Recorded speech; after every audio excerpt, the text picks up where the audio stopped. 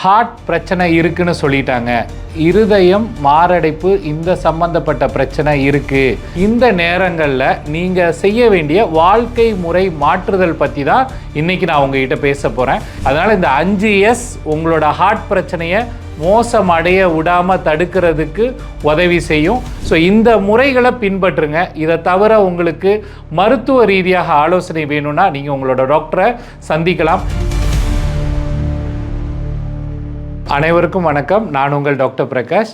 இன்றைய ஆரோக்கிய விழிப்புணர்வு பகுதியில் ஹார்ட் பிரச்சனை இருக்குன்னு சொல்லிட்டாங்க, இருதயம் மாரடைப்பு இந்த சம்பந்தப்பட்ட பிரச்சனை இருக்குது, நீங்கள் ரொம்ப கவனமாக பார்த்துக்கணும், நோய் ரொம்ப மோசமாக இருக்குது, இல்லை ஆப்ரேஷன் பண்ணி தான் ஆகணும், இல்லை நீங்கள் இந்த ஏஞ்சியோன்னு சொல்லுவாங்க, இந்த மாதிரி ஹார்ட் பிளாக்ஸ் இருக்கிறத கண்டுபிடிக்கிறதுக்கு உண்டான முறைகள் இதெல்லாம் நீங்கள் செஞ்சு ஆகணும்னு டாக்டர் உங்களுக்கு சொல்லிட்டாங்க, அப்பாயின்மெண்ட் கொடுத்துட்டாங்க. இந்த நேரங்களில் நீங்கள் செய்ய வேண்டிய வாழ்க்கை முறை மாற்றுதல் பற்றி தான் இன்றைக்கி நான் உங்ககிட்ட பேச போகிறேன். இந்த மாற்றுதல் மூலியமாக உங்களோட நோய் மோசமடைதலை நம்ம குறைக்க முடியும். ஸோ அதுக்கு நீங்கள் என்ன செய்யணும் அப்படின்னா, ஃபஸ்ட்டு உங்களோட ரொம்ப எளிமையான முறை என்னென்னா தூக்கம். இந்த தூக்கம் தான் நிறைய பேர்த்துக்கு ஒரு பெரிய பிரச்சனையாக இருக்குது. அதனால் ஒரு 4 எஸ்ஸை பற்றி தான் சொல்ல போகிறேன்.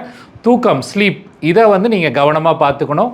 அடுத்தது மன உளைச்சல், ரொம்ப ஸ்ட்ரெஸ்ஸாக இருக்கீங்க, வேலை பழுது அதிகமாக இருக்குது, வீட்டு பிரச்சனை அதிகமாக இருக்குது, கடன் தொல்லை அதிகமாக இருக்குது, இந்த மாதிரி ஸ்ட்ரெஸ் சம்மந்தப்பட்ட பிரச்சனையை குறைக்கிறதுக்கு உண்டான முறைகளை நீங்கள் பின்பற்றணும். ஸோ 3வது சால்ட். உங்களோட உணவு முறையில் உங்களுக்கு ஹார்ட் பிரச்சனை இருக்குதுன்னு சொல்லிட்டாங்கன்னா உங்களோட உணவு முறையில் உப்பு சதவீதத்தை பாதியாக குறைச்சிருங்க. 4வது இனிப்பு, சுகர். ஸோ இந்த இனிப்பு பிரச்சனை இருக்கிறவங்க, டயபெட்டிஸ், இனிப்பு நீர் இருக்கிறவங்க உங்கள் இனிப்பு அளவை முடிந்த அளவுக்கு வெள்ளை சீனி பயன்படுத்தாதீங்க. நீங்கள் ஏதாவது ஒரு தண்ணி குடிக்கணும் அப்படின்னா கூட அதில் சீனி கலக்கிறத முடிஞ்ச அளவுக்கு தவிர்த்து கொள்ளுங்க. இன்னொரு முறையில் இந்த இனிப்பு வர்றதுக்கு ஒரு காரணம் பார்த்திங்கன்னா சோறு சாப்பிட்ற அளவை குறைச்சிக்கணும். இந்த 4S நீங்கள் கண்டிப்பாக பின்பற்ற வேண்டும். அடுத்த விஷயம் என்னென்னா ஸ்மோக்கிங். இதுவும் எஸ்ஸில் தான் வருது, 5வது எஸ்.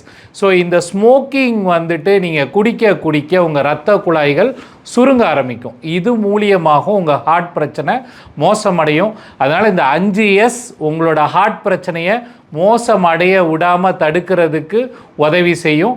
அதுக்கப்புறம் நீங்கள் உங்களோட இனிப்பு நீர் இரத்த கொதிப்பை சரியான முறையில் அளவாக கண்ட்ரோல் பண்ணுறதுக்கு உண்டான முறைகளை பின்பற்றணும். அப்புறம் முடிஞ்ச அளவுக்கு உங்களோட கொலஸ்ட்ரால் லெவலும் அந்த நார்மல் லெவலுக்கு கீழே இருக்கிற மாதிரியே பார்க்கணும், அதிகமாக இருக்கக்கூடாது.